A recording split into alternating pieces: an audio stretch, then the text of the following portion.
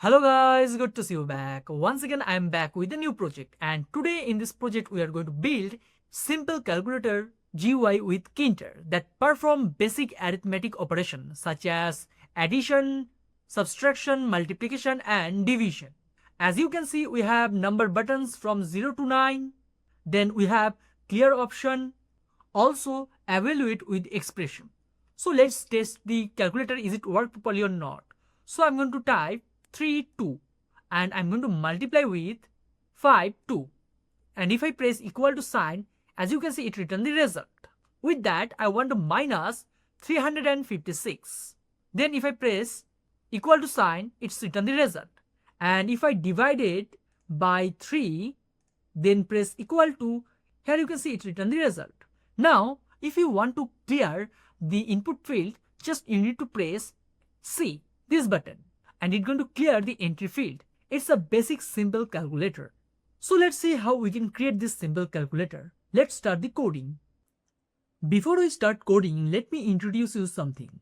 If you want to learn Python Tkinter GUI development from the very beginning, then you can check out this course on Udemy.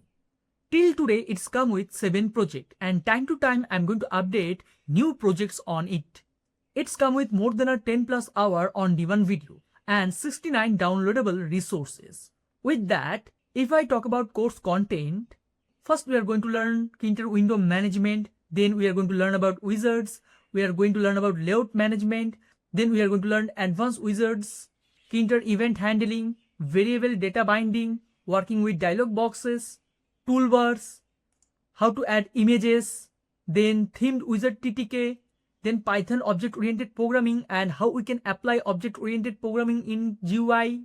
Then we learn how we can convert our GUI into exe, executable file. Then after that, I'm going to cover all the projects one after another. So this course is hot and new course on Udemy about Tkinter GUI development with Python. Just check out this course for once. If you think it's quite beneficial for you, then you can enroll this course. I will provide the link at my description.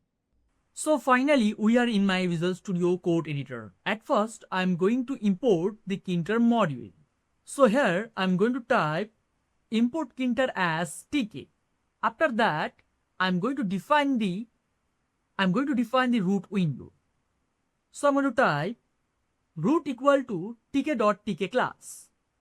Then I am going to define the title. So I type root.title and it's a simple calculator. At last I'm going to define the geometry. So I'm going to type root.geometry 300 by 400. And finally I'm going to start the main loop, root.main loop. Now at first I'm going to define an empty string. So I'm going to type expressions equal to, it's an empty string. That empty string going to hold the mathematical expressions. And then I'm going to create an entry variable to store the entry field value. So I'm going to type entry var equal to tk dot string variable, string var. After that I'm going to create an entry field. So I'm going to type our variable name entry equal to tk.entry method, tk.entry class, and we put it in a root window. And here we assign text variable equal to entry var, and we set font Arial and font size is 20. And here we align our text right side. So I type justify right. Justify right, align the text to the right like a normal calculator. After that we need to pack this entry field. So I'm going to type entry.pack field equal to both. And here we use some internal padding from the x-axis direction, ipad-x. Then we use outside padding. Now for the calculator buttons, we need to take a frame. We need to take a button frame. So here I'm going to type button frame equal to tk.frame, and we place the frame in a root window. And then I pack this button frame variable. Now inside this button frame, we are going to put all the buttons, such as from 0 to 9, clear button, equal to, plus sign, divide sign, multiplication sign, etc. And to define the buttons, here I am going to use a nested list. So I'm going to define a variable buttons. Then inside the Then inside the square braces, I'm going to use nested button values. In our first row, we print 7, 8, 9 and divided sign. Then after comma, I'm going to pass another nested value. I want to pass another nested list value, where I'm going to put 4, 5, 6 star. And at the next row, I'm going to type 1, 2, 3 and minus sign.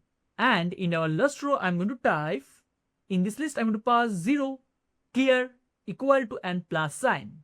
It's a basic calculator structure. Basically, it is a nested list that defines the layout of buttons row by row. Now, using this list, we need to create the buttons dynamically. For that, I am going to use a for loop. Let me show you how. So here, I'm going to type for row in buttons, each of the row in buttons, then inside the for loop, then I want to create new frame for the rows. So here I'm going to type frame equal to tk.frame class, and inside it I'm going to pass button frame. So here we put our new frame inside the button frame. Then we need to pack this frame. So I'm going to type frame.pack expand equal to true and fill both. Expand true and fill both, make sure it stretch nicely. Next, we need to loop through each of the list items. So inside the list, we have row of list. And in this row, we have multiple list item. So we need to loop through each of the list item. For that, again, I'm going to use for loop. So I'm going to type inside this for loop for button in row, then inside this for loop, then I want to create the buttons. So using this for loop, we target each of the characters and we store it in a button variable. Then b equal to tk.buttons and we place it in a frame window. And our button text is exact the button. And our font is Arial and the font size is 18 and relief is raised. Basically, it's give a raised border style. Then we set width and height. Next, I'm going to pack this button. So I'm going to type b.pack method. And we define the side left. Also expand is true and fill is both. Next, I'm going to attach all of this button with bind method. For that, I'm going to type b.bind method. Then inside the round braces, and inside the round braces, first we use the button one event. It's mean the left mouse button click. And after left mouse press on the buttons, it's going to call this function click method. So we need to define the function click. So I'm going to define the variable. So after import the module, here I'm going to define the function def click inside the round braces event. For now, inside it I'm going to type pass and I'm going to save this file. After save this file, if I run this code in my terminal, now our structure look like that. It's a beautiful calculator, simple calculator structure, and this is what we want. Now we need to handle the event handler function click. At first we need to get the exact button value. For that, I'm going to define a variable text equal to event.wizard.cget, and inside the round braces we define the text. We want to get the text value.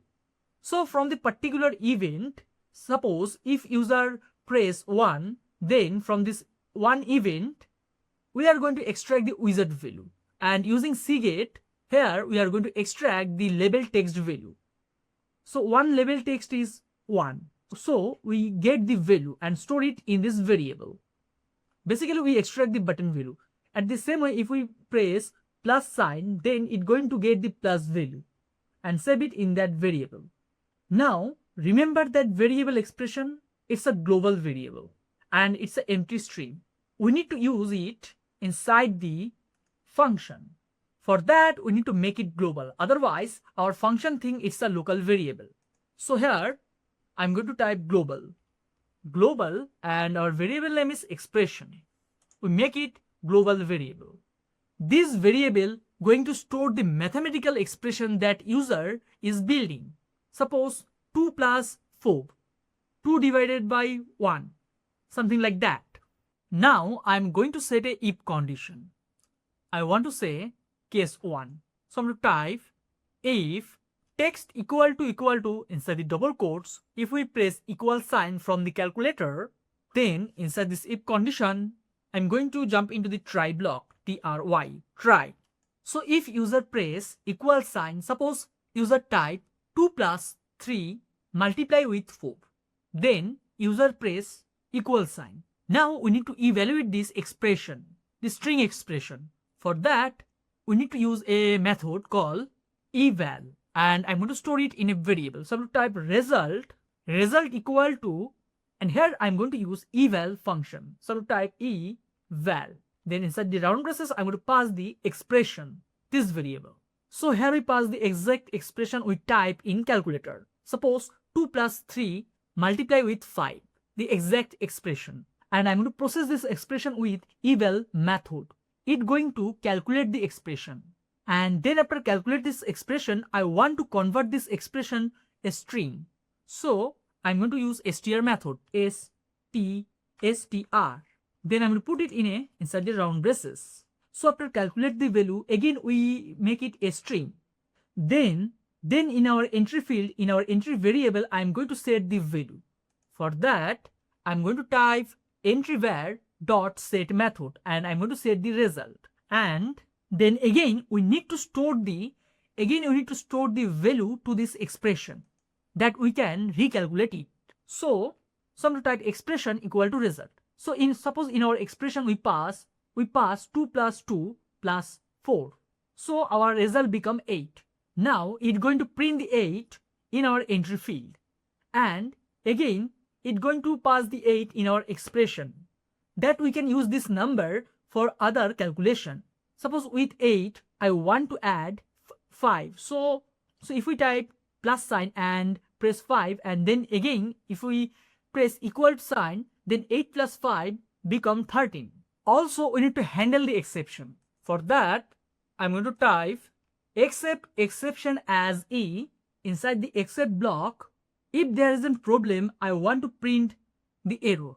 Entry.var.set error, and our exception become empty. Then I want to make our expression empty. So I'm going to type expression equal to black, and I'm going to save this file. Then in our elif condition, I'm going to set another case, elif text equal to c, I mean clear. Then inside this elif condition, then I want to clear the expression equal to black. Also, I am going to set entry var value, some type entry var dot set method set. I'm going to make it blank again. Also in our else part, else, now inside the else part we need to update the entry display with new expression. Also we need to append the button text to the expression string. For that, I'm going to type expression plus equal to increment with text variable, and here I'm going to set entry underscore var dot set method set. I want to set the expression. That's it. Now for all the buttons such as digit from 0 to 9 and operators, and all the operators such as plus, minus, multiplication and division, it's going to append the button text to the expression string and update the entry display with new expression. So if I save this file and run this code in my terminal, let's see is it work properly or not. Now if I press 7 here and I want to multiply with 9, then if I press equal sign, as you can see it returns the result. Now I want to clear this entry field. So if I press C, it's going to clear the entry field. Now let's create another expression. So I'm going to plus 2 with 6. Then I'm going to multiply with 5. This is a new expression. Now let's try to expression with our conditions.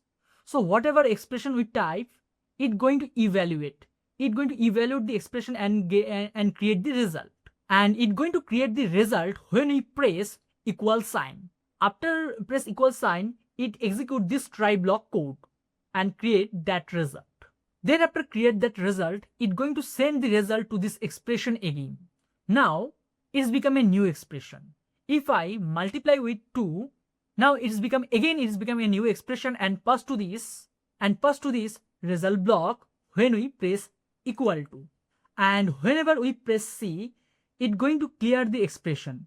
It's going to make it empty string again. And also it's going to set the entry variable empty.